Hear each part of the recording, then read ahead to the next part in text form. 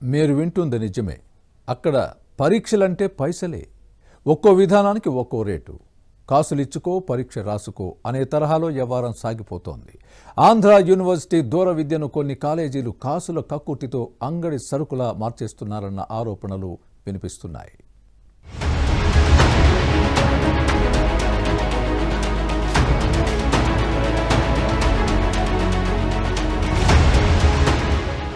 మీరు ఇంటి వద్దనే పరీక్ష రాస్తారా? అయితే 10,000. ఒకరికి బదులు మరొకరు పరీక్షకు హాజరవుతారా? అయితే 5,000. సెల్ ఫోన్ తీసుకెళ్లి పరీక్ష రాస్తారా? ఇలాగైతే 3,000. ఇవన్నీ కాదు, సెంటర్కు వెళ్లి చిట్టీలు చూస్తూ పరీక్ష రాస్తారా? అయితే కేవలం 1,200. ఇదేం లెక్కలు అనుకుంటున్నారా?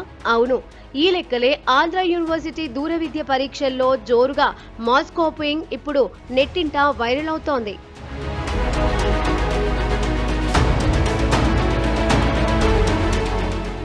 ఆంధ్ర యూనివర్సిటీ ఎంతో ప్రఖ్యాతిగాంచిన యూనివర్సిటీ. రెగ్యులర్ డిగ్రీలతో పాటుగా దూర విద్యను కూడా అందిస్తోంది. నేరుగా చదువుకునే అవకాశం లేని వారికి ఈ అవకాశాన్ని అందిస్తుంది. దూర విద్య కేంద్రం ఆధ్వర్యంలో డిగ్రీ, పీజీ కోర్సుల్లో ఏటా 2 రకాలుగా ప్రవేశాలు చేపడుతున్నారు. ఆయా కోర్సుల్లో చేరే విద్యార్థులకు శ్రీకాకుళం జిల్లా నుంచి అనంతపురం జిల్లా వరకు అనేక చోట్ల పరీక్షా కేంద్రాలను ఏర్పాటు చేశారు.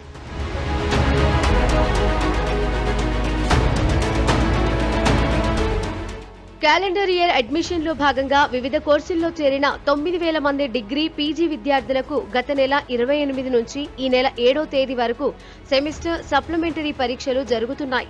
ఒక్కో కేంద్రానికి 40 నుంచి 80 మంది విద్యార్థులను కేటాయించారు. పరీక్షలను పక్కాగా నిర్వహించేందుకు ఒక్కో కేంద్రానికి అబ్జర్వర్తో పాటు స్పెషల్ స్క్వాడ్ను నియమించారు. అబ్జర్వర్లను కేంద్రాల నిర్వాహకులు మేనేజ్ చేస్తూ ఉండడంతో తాజాగా వర్సిటీ అధికారులు స్పెషల్ స్క్వాడ్ ను నియమించారు. అయితే ఈ స్క్వాడ్ కళ్లను కప్పి కొన్ని చోట్ల మాస్ కాపీయింగ్ జరుగుతుందనే విమర్శలు ఉన్నాయి.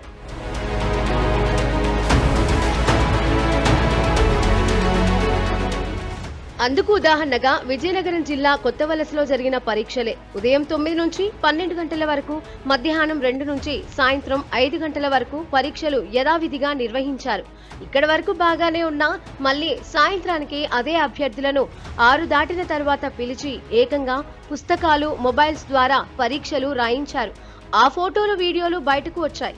విచారణ చేస్తున్నామని చెబుతున్నా ఇంతవరకు ఎలాంటి చర్యలు తీసుకున్న దాఖలాలు కనిపించలేదు.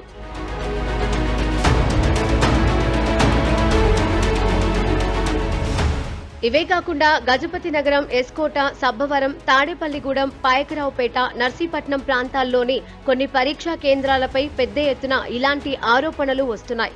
పరీక్షా సమయం అయిపోయాక కూడా రాత్రి సమయాల్లో పరీక్ష రాయిస్తున్నారంటే ఎంతకు బరి తెగించారో అర్థమవుతోంది. ఎవరైనా అధికారులు అడిగితే మాత్రం అబ్బే అలాంటిదేమీ లేదు, తాము ఎంతో పకడ్బందీగా పరీక్షలు నిర్వహిస్తున్నామంటూ మాటలు చెబుతూ తప్పించుకుంటున్నారు. విద్యను అంగడిలో సరుకులా కాకుండా చూడాలని పలువురు కోరుతున్నారు. అందులో ఆంధ్ర యూనివర్సిటీ బ్రాండ్ కూడా దెబ్బతింటుందని, దీనిని కాపాడాల్సిన బాధ్యత ప్రతి ఒక్కరిలో ఉందంటున్నారు.